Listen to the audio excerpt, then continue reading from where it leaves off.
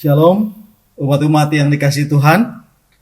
Syukur kepada Tuhan atas berkat penyertaan-Nya kepada kita hingga pada saat ini, di mana oleh karena berkat-Nya kita selalu memperoleh kesempatan untuk belajar akan firman Tuhan.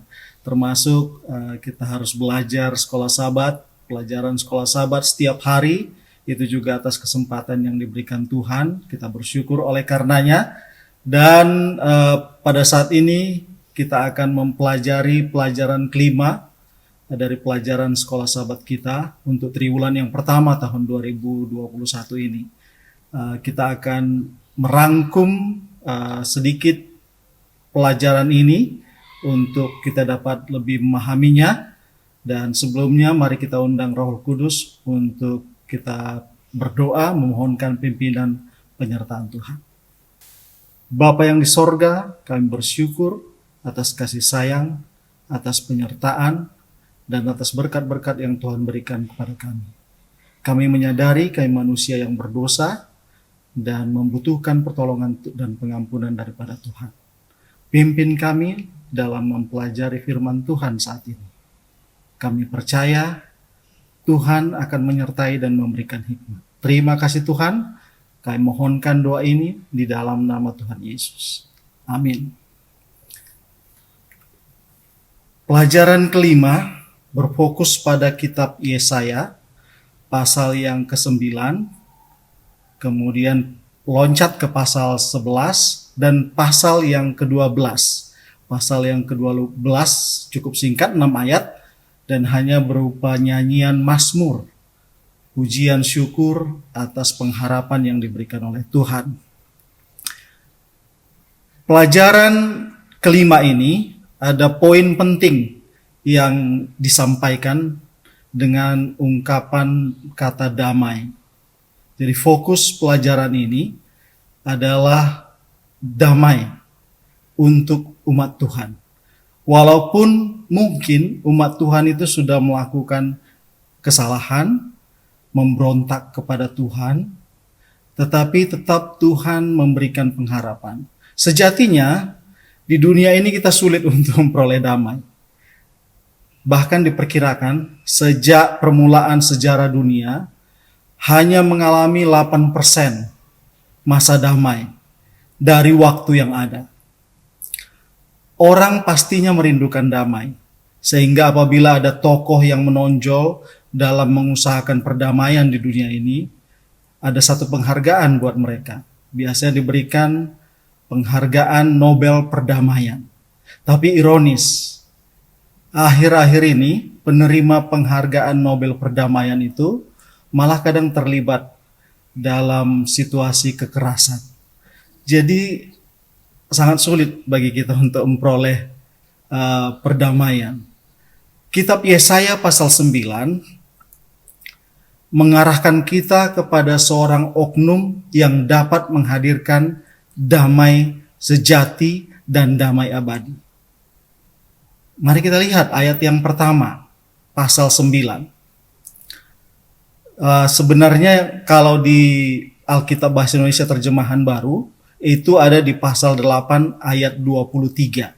Jadi Yesaya pasal 8 ayat 23. Tetapi tidak selamanya akan ada kesuraman untuk negeri yang terimpit itu.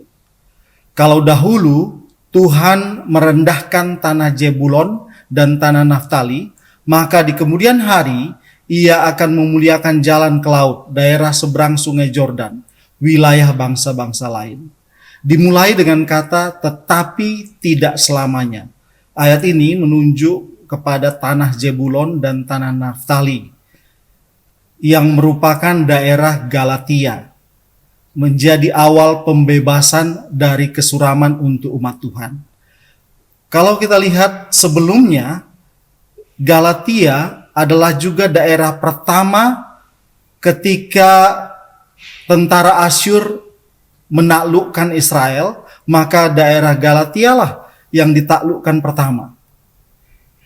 Sehingga ketika dikatakan bahwa pembebasan dimulai dari Galatia, ini menunjukkan pembebasan kepada keseluruhan daerah Israel. Kalau kita lihat apa yang terjadi di Perjanjian Baru, maka Yesus pertama kali memulai pelayanannya ketika mengabarkan kabar baik, mengabarkan kebenaran, terang kebenaran, itu dimulai di daerah Galatia. Jadi memenuhi nubuatan yang disampaikan oleh kitab Yesaya ini. Begitu juga ada satu peristiwa yang menarik di sana di Galatia ketika Yesus memulai pelayanannya, yaitu dia membebaskan orang yang kerasukan setan. Jadi ini adalah simbol dari pembebasan untuk umat Tuhan. Nubuatan tentang pembebasan umat Tuhan ini ditegaskan lagi di ayat 5 dengan memberikan rincian tentang siapa oknum yang akan datang untuk membebaskan umat Tuhan. Yesaya 9 ayat 5. Sebab seorang anak telah lahir untuk kita, seorang putra telah diberikan untuk kita, lambang pemerintahan ada di atas bahunya, dan namanya disebutkan orang, penasihat ajaib, Allah yang perkasa, Bapa yang kekal, Raja damai. Sebagian orang mencoba menafsirkan oknum yang disebutkan dilahirkan pada ayat 5 tadi dengan orang yang berbeda, dengan macam-macam orang. Tetapi kalau kita lihat ayat 5 tersebut secara rinci, secara detail menunjukkan 4 buah nama.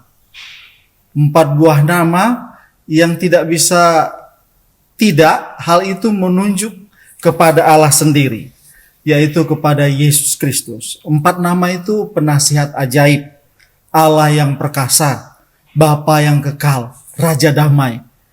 Sangat tidak mungkin untuk menempatkan nama itu kepada manusia biasa. Satu-satunya gambaran yang tepat untuk nama-nama tersebut adalah Allah sendiri, yaitu Yesus Kristus.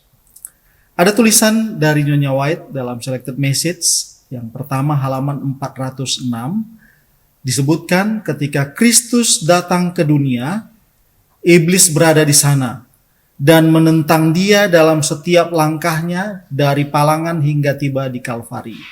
Iblis menuduh Allah menuntut penyangkalan diri dari malaikat-malaikat, padahal ia tidak tahu apa-apa tentang apa artinya dirinya sendiri. Dan ia sendiri pun tidak mau mengorbankan dirinya sendiri untuk orang lain. Artinya, iblis menuduh Allah tidak mau berkorban untuk manusia. Tapi, yang kita lihat dari kitab Yesaya menunjukkan Allah sendirilah yang datang mengorbankan dirinya. Selanjutnya, pasal 9 kitab Yesaya menunjukkan juga bagaimana sikap Tuhan terhadap umatnya, orang Israel dan Yehuda. Dan ini juga merupakan sikap Tuhan terhadap kita saat ini, yang walaupun kita melakukan kejahatan dan dosa terhadapnya, dia tetap mencoba memberikan atau menaruh tangannya untuk menarik kita. Pelajaran sekolah sahabat kita hari Selasa memberikan istilah tongkat murka Allah. Ada kutipan di hari Selasa seperti ini. Allah membiarkan bangsa Yehuda dan Israel mengalami beberapa akibat dari kebodohan mereka, agar mereka dapat mengerti apa yang mereka lakukan dan memiliki kesempatan untuk membuat pilihan-pilihan yang lebih baik. Ketika umatnya dibiarkan menderita, sebenarnya Tuhan, itu adalah cara Tuhan agar mereka bertobat. Tuhan tidak memaksa mereka, tapi Tuhan menginginkan kesadaran dari umatnya sendiri. Tuhan memberikan manusia untuk memilih, tidak memaksa. Yang dia lakukan adalah menunjukkan pilihan yang terbaik yang seharusnya umat Tuhan pilih. Selanjutnya, di pasal yang ke-11, pelajaran hari Rabu, kita ditunjukkan istilah tunas dari tunggul Isai. Yesaya 11 ayat 1 mengatakan, suatu tunas akan keluar dari tunggul Isai. dan taruk yang akan tumbuh dari pangkalnya akan berbuah. Pasal ini menegaskan kembali oknum yang dimaksud Yesaya, yaitu Yesus. Istilah tunggul artinya sebuah cabang atau ranting yang telah lepas dari pokoknya, menggambarkan dinasti Raja Daud. Anak Isai telah hancur, kerajaannya telah kehilangan kuasanya, tetapi akan muncul tunas dari cabang tersebut, yaitu Yesus, yang secara manusia adalah lahir dari keturunan Daud. Sehingga gambaran oknum Raja Damai tersebut adalah Yesus. Kita dapat memastikan itu adalah Yesus. Jadi lagi-lagi kitab Yesaya mencoba menolong kita untuk melihat siapa oknum Raja Damai tersebut. Di pasal 11 ini gambaran Yesus sebagai pembebas dari dosa digambarkan secara rinci. Yesaya tidak hanya menggambarkan kedatangan Yesus yang pertama kali di ayat 11, tetapi pada saat yang sama di pasal 11, pada saat yang sama tetapi juga dia menggambarkan tentang kedamaian yang terjadi ketika Yesus datang kedua kali. Jadi satu paket. Kedatangan Yesus yang pertama dengan kedatangan kedua kali di kitab Yesaya pasal 11 ini digambarkan sebagai sebuah lanjutan atau sebuah paket. Kalau kita lihat di Yesaya 11 ayat 6, serigala akan tinggal bersama domba dan macan tutul akan berbaring di samping kambing. Anak lembu dan anak singa akan makan rumput bersama-sama dan seorang anak kecil akan menggiringnya. Ini suatu gambaran kedamaian yang akan kita peroleh di surga. Pada bagian akhir dari pelajaran yang kelima ini, diambil dari pasal 12. Pasal 12 sangat singkat, ada 6 ayat, bentuknya merupakan sebuah mazmur nyanyian pujian kepada Allah atas rahmatnya dan penghiburannya yang berkuasa. Jadi pasal 12 ini sebuah mazmur pujian. Saya baca ayat yang kedua. Sungguh Allah itu keselamatanku, aku percaya dengan tidak gemetar. Sebab Tuhan Allah itu kekuatanku dan mazmurku, Ia telah menjadi keselamatanku.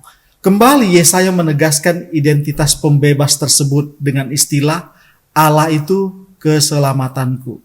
Dan dia ulangi lagi di bagian akhir dari ayat tersebut, dia sebutkan Ia telah menjadi keselamatanku. Ini sesuai dengan nama oknum tersebut, yaitu namanya adalah Yesus, yang berarti Tuhan itu keselamatan.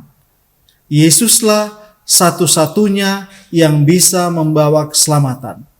Yesuslah satu-satunya yang bisa membawa kedamaian yang sejati dan abadi kepada kita. Walaupun kita umatnya telah berdosa, Dia tetap mengulurkan tangan kasih-Nya untuk menarik kita dalam kedamaiannya, asal kita mau memilih untuk menerimanya. Efesus 2 ayat 14, karena Dialah damai sejahtera. Ditegaskan kembali. Dialah damai sejahtera. Dialah damai sejahtera kita yang telah mempersatukan kedua pihak dan yang telah merubuhkan tembok pemisah, yaitu perseteruan. Kabar baik inilah yang ditegaskan pada Yesaya pasal 12 ayat 1. Di sana dikatakan, pada waktu itu engkau akan berkata, aku mau bersyukur kepadamu ya Tuhan, karena sungguh pun engkau telah murka terhadap aku, tetapi murkamu telah surut dan engkau menghibur aku. Jadi kitab Yesaya memberitahukan kita siapa Raja Damai tersebut.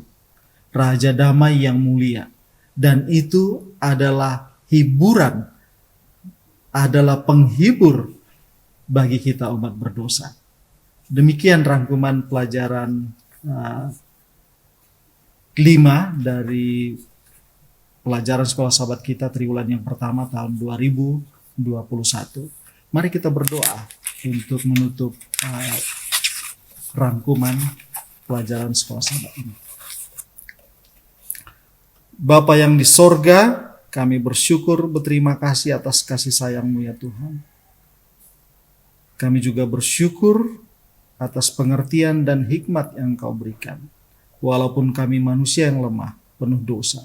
Tapi kami percaya, oleh karena pengampunan Tuhan kami terima, kami akan dapat memperoleh hikmat akan pengertian terhadap pelajaran firman Tuhan ini. Urapi kami ya Tuhan, berikan kami kuasa dan kekuatan menghidupkannya dalam kehidupan kami sehari-hari. Terpujilah kiranya namamu, terima kasih ya Tuhan, kami mohonkan doa ini dalam nama Tuhan Yesus. Amin. Jangan lupa subscribe, like, dan komen. Sampai jumpa pada rangkuman pelajaran Sekolah Sahabat berikutnya.